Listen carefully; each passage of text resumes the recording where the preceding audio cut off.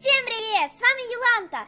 И сегодня я вам расскажу о самой захватывающей и удивительной школьной экскурсии, которую я когда-либо встречала. На эту экскурсию ездили ученики 5 классов из разных школ. Мне не удалось на ней побывать, потому что я уже в 7 классе. Зато моя сестра Элина, 5-классница и счастливица, которая смогла побывать в G.A. Bestown. Приветики, я Элина, и я учусь в 5 классе, и я побывала в G.A. Bestown. А что такое G.A. Bestown? Расскажи, пожалуйста, нашим зрителям.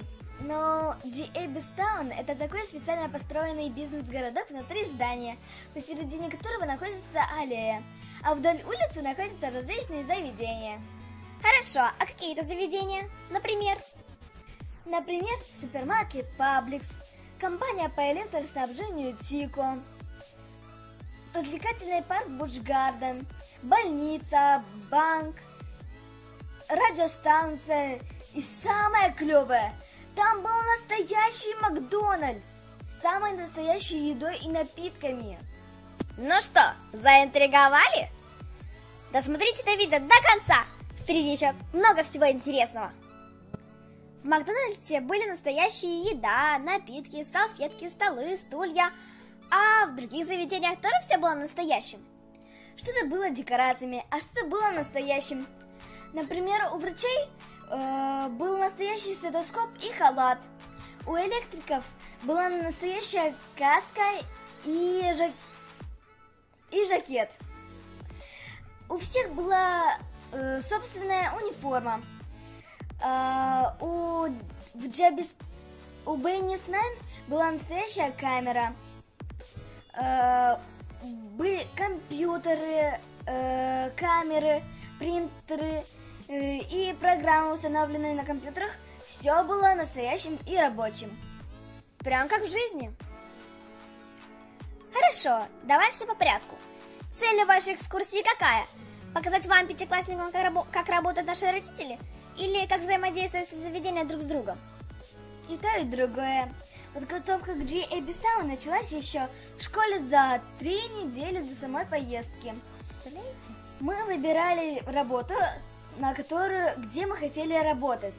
И потом заполняли заявку на эту работу.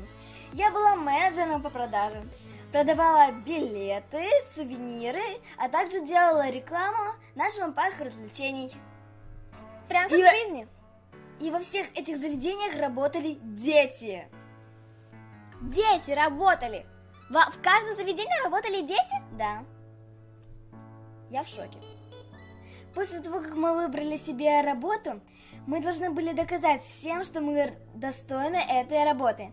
Так как я была менеджером по продаже в Буш Гарден, я должна была убедить всех сделать такую рекламу, чтобы всем захотелось посетить наш парк развлечений, покормить электронных зверюшек и покататься на виртуальных горках.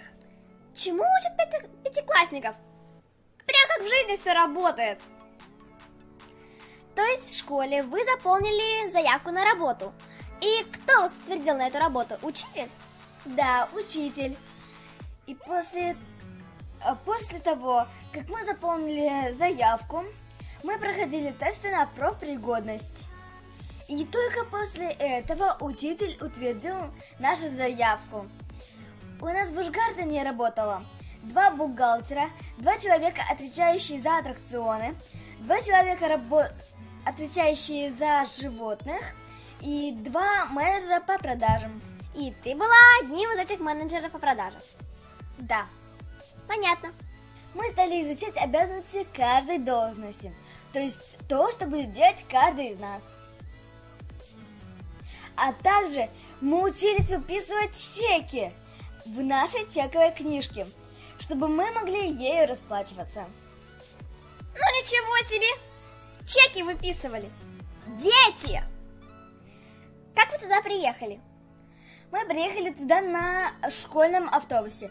Родители туда приехали на 2 часа раньше, чем мы. За эти 2 часа они успели пройти курс обучения, и им рассказали, что они должны делать. Хорошо, а зачем нужны были вообще там родители? Ведь все равно как бы работали дети там. Да, но родители помогали детям, если дети в чем-то не понимали. А учителя? Учителя тоже смотрели, чтобы все было хорошо. И, кстати, тоже катались на наших аттракционах и кормили же зверюшек. Окей, вы приехали в G.A. Bestown. Что дальше? Мы заняли свои рабочие места. Нам выдали халаты, а также вот такие вот сумочки. На них была написана должность, а рядом висела дебетовая карта. На дебетовой карте было... На счету дебетовой карте было $8, которые мы могли потратить на что угодно. А также на нашем рабочем месте была папка с инструкциями, где было написано то, что мы должны делать. А на что можно было потратить деньги? Ну, у нас в Busch Garden вход на один аттракцион стоил $2. Также у нас продавались вот такие вот маски. Они стоили $4. А также у нас был зоопарк, который тоже стоил $4. Вот тебе микрофончик. Подарок от Busch Garden. В Тампа-Бэй было очень много тематических вещей. Например, как эти очки. Я их там купила. Йоу! В Макдональдсе можно было купить что-нибудь еще дополнительное из еды. Ты была менеджером по продажам в Busch Garden. А какие еще были должности? Ну, во-первых, у каждого заведения были свои бухгалтеры.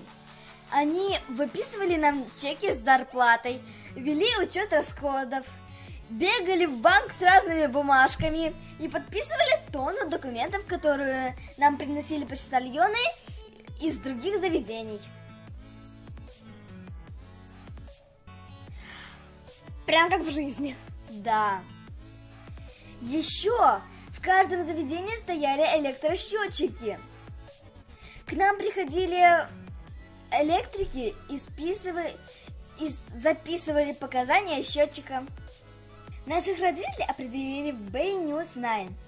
У них было 2 оператора, 2 телеведущих, 2 репортера и 2 бухгалтера.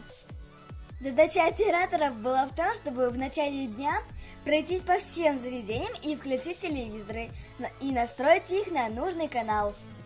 А в конце дня они везде выключали телевизоры во всех заведениях. Они снимали интересное интервью с желающими, которое транслировалось по всем телевизорам во всех заведениях. А телеведущие проводили эти интервью. Хочу быть телеведущей. Ничего не знаю.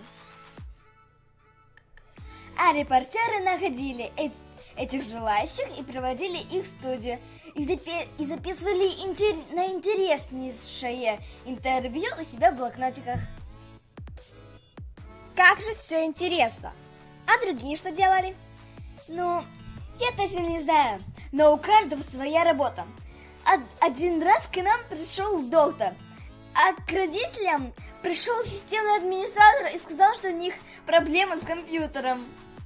А также есть человек, который меняет фильтры в кондиционерах. Меняет фильтры в кондиционерах? Да. А в магазинах были кассиры, персонал, отвечающий за отделы? Да, конечно, были. В Тампа-Бэй, когда я покупала эти очки, я поднесла свою дебитку к кассиру. Он ввел в свой компьютер номер моей дебитки и совершил оплату. И теперь эти очки мои. Твои. В Пабликс я так и не зашла. А почему? Нельзя было? Нет, ходить можно было где угодно. Но если я куда-нибудь уходила, например, на обед, то на моем месте должен был остаться другой менеджер по продажам. Ага, понятно. А вы обедали в Макдональдсе? Да, конечно. И мы шли обедать все по очереди, потому что рабочий процесс не мог просто стоять на месте. И вместе когда объявляли перерыв, объявляет также и цвет. Наши сумочки, которые нам выдаются в начале дня, они трех цветов. Желтые, красные и зеленые. Вместе с перерывом объявляется еще и цвет этих сумочек. Если, например, объявили перерыв желтым сумочкам, можно так сказать, то уходят на перерыв те работники, у которых желтые сумочки. А через несколько минут перерыв заканчивается, и они должны вернуться на свою работу. Через 5 минут выйдет другое объявление, что могут пойти на обед или пойти на перерыв те, у которых сумочки других цветов, например, зеленые или красные. А родители тоже могли обедать? Да, и родители, и учителя. Они выбирали себе еду в начале дня во время обучения. И так получилось, что когда они пошли обедать, они встретились со мной, и мы пообедали вместе. Как мило. И в Макдональдсе, как я понимаю, тоже работали дети? Да, везде работали дети. Причем в Макдональдсе были задействованы все должности. Дети на кассе, принимающие заказ, дети, предлагающие десерты и напитки, дети, выдающие заказ, дети, собирающие заказ, человек, который регулирует очередь, и даже человек, который вытирает столы. Ничего себе! Наверное, в Макдональдсе самая интересная работа. В следующий раз, конечно, если мы пойдем на эту экскурсию, и у меня будет выбор, я запишусь именно в Макдональдс. Согласна, там очень-очень интересно. Да, и к тому же туда все время приходят дети. Нужно же подкрепиться. Да и не только дети, вообще все, которые там работают. В том числе родители, учителя и так далее. Так все интересно. Сколько у вас это все заняло времени? Ну, один школьный день. С 10 часов утра до 2. До 2 часов дня. Спасибо тебе большое, Элина, за такой интересный и подробный рассказ. Я надеюсь, что и в нашей школе будут такие интересные мероприятия. Делитесь этим видео с друзьями, ставьте лайки и подписывайтесь на мой канал. И вы ничего не пропустите нового на моем канале. А ежедневные новости о нашей американской школьной жизни вы можете найти в моих соцсетях. И, кстати, у Элины тоже есть свой инстаграм. Подписывайтесь на ее инстаграм, и все ссылочки будут в описании. Ждем ваших комментариев.